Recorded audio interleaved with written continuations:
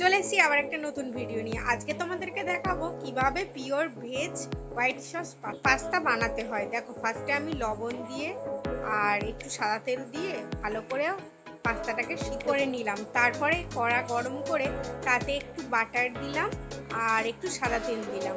তারপর দেখো অল্প সামান্য করে ময়দা দিলাম, মানে যতটা পাস্তা ততটা ময়দা দেবে তোমরা প্রয়োজন অনুযায়ী, ঠিক আছে। তারপরে এই দেখো আমি দুধটা দিয়ে দিলাম।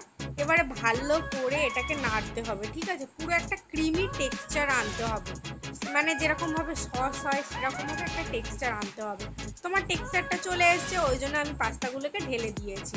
ঢেলে দেওয়ার পরে পাস্তাগুলোকে ভালো করে মিক্সড আপ করে নিচ্ছি। তারপর আবার সামান্য লবণ দিয়ে দিলাম, একটু গোলমরিচ দিয়ে দিলাম, আর আমার কাছে চিলি ফ্লেক্স আর অরিগানো ছিল না, তাই আমি ম্যাগি মশলাটা দিয়ে দিয়েছি। তোমরা চাইলে নাও দিতে পারো।